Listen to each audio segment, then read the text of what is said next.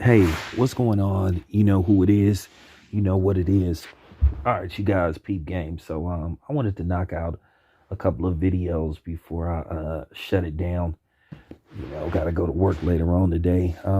This is my last week working on Sunday. So starting next week, I'm going to have Friday, Saturday, and Sunday off.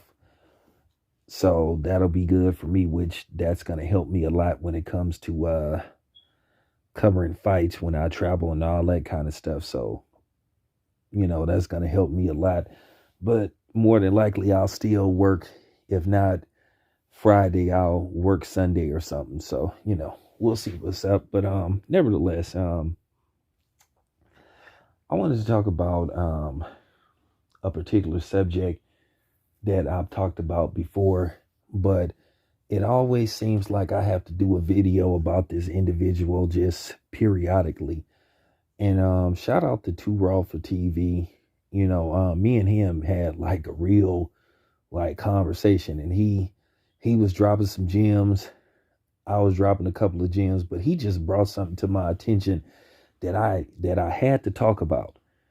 And once again, shout out to the brother Too Raw for TV and Too Raw for Sports.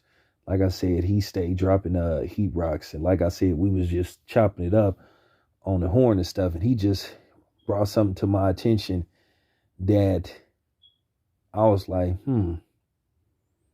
I was like, yeah, I never looked at it from that perspective. I got in that realm, but after listening to Too Raw talk, I'm really finna dig deep into this dude's personality. You know, um, Jason Whitlock is a dude, for the last 20 years. And I'm gonna be real careful what I say in this video. Over the last 20 years, to me, he has been nothing but a thorn in the side and a straight up enemy to the black community. This man has went out of his way to undermine and attack the black community, viciously attack the black community. And I'm talking about with a lot of hatred and vitriol. You know, you've just seen it over the years, just pertaining to many particular subjects. This dude will go the opposite direction at the drop of a dime. And I just remember having another conversation with my brother Too Raw for TV about this. And also my brother Ben Saucy Boxer. So go subscribe to both their channels. And Too Raw said something that that I heard another dude say. He said to Jason Whitlock likes doing this stuff. Like he really loves doing it. Where some people, in our community, they do it for the money, but he really loves attacking the black community. I've never seen him side with the black community on any subject. He will always go the opposite direction. He will always find a way to make it the black person's fault no matter what. And he gets off on that. And I just think it's deeper than what we think. I think it goes back to possibly his childhood. Jason Whitlock, if I'm not mistaken, he's a failed college football player. If I'm not mistaken, something like that. I forgot what his background is, but keep in mind, he's bounced around from ESPN to Fox.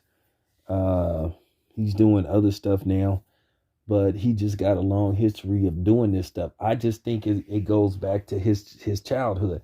I think he was a guy that was always teased about his weight, and then some other personal and questionable things. We all know that it's been a long rumor that Jason Whitlock, you know, lives a different kind of lifestyle. We'll just say that most. We'll just leave it at that.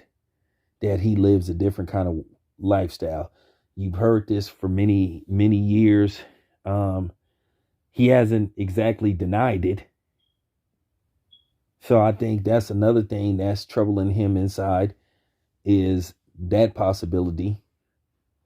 But at the end of the day, no matter how much junk he talks, I think to a certain degree he's miserable with himself, no matter how much he tries to pretend. At the end of the day, uh, he just always does this.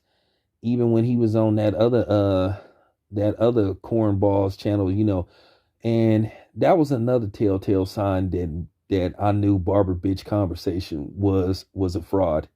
When he had dude on his show, and then when he set Ticket TV up, and he basically told Ticket TV to call so he can basically grill Jason Whitlock, but then he hung up on Ticket TV. That showed me right there what a true bitch that dude was, but I always kind of suspected he wasn't who he was. I tried to give him the benefit of the doubt, but he showed a lot of signs that he was a fake, phony, and a fraud. But yeah, when he had him on his show along with Rachel Dolezal, two people that have hurt the black community tremendously. Rachel Dolezal, lying about growing up being a black woman, giving paid speeches on what it was like to grow up being a black woman, and come to find out she wasn't nothing more but a lying ass white woman. So, and once again, Barber Bitch Conversation, for real. I don't want to talk to Jason Whitlock about nothing. He's not going to elevate me in no way, shape, or form. You ain't going to get nothing out of talking to Jason Whitlock. Why would you feel special talking to somebody like him? If anything, you wouldn't want to talk to a dude like Jason Whitlock. And I'm going to just tell you the truth.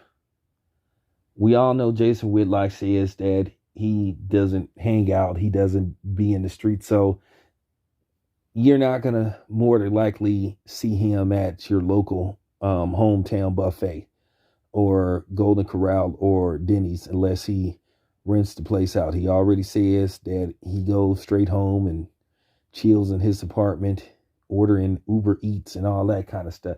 Because at the end of the day, you just got to keep it 100. I think Jason Whitlock knows how a lot of people feel about him.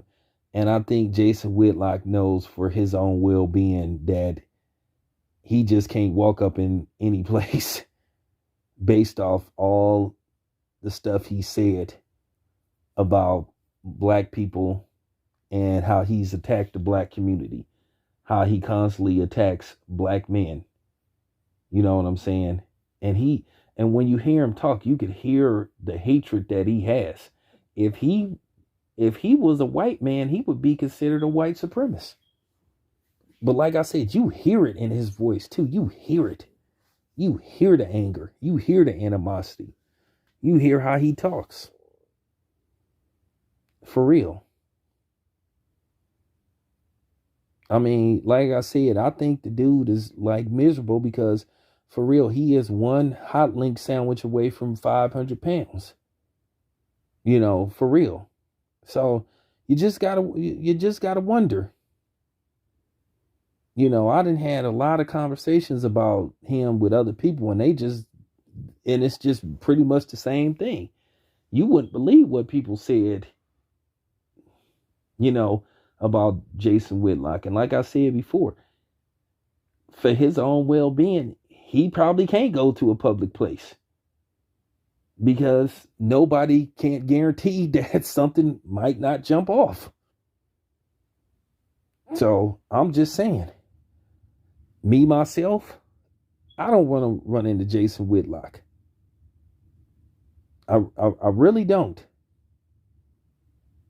That's one dude that I'm praying that I don't ever run into. Not because I'm afraid of him. Okay. Y'all know what I'm trying to say. You know what I'm saying. I can't make any promises about what kind of conversation or confrontation me and him would have. So and I'm being very careful how I word. You know what I'm saying?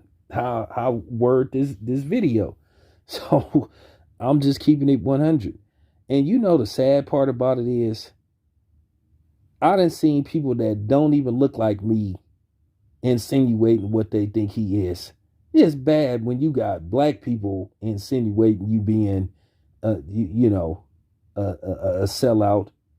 But even when people that ain't black insinuating it and having conversations like questioning you about, I mean, you know it's bad when you basically having a conversation with Bill O'Reilly and you would attacking black people and Bill O'Reilly is defending black people, you know something's wrong. So that should be all she wrote. But anyway, I just wanted to, get this video off my chest. Let me know what you guys think. And once again, shout out to Too Raw for TV and Too Raw for Sports. This your boy Town Biz. I am out.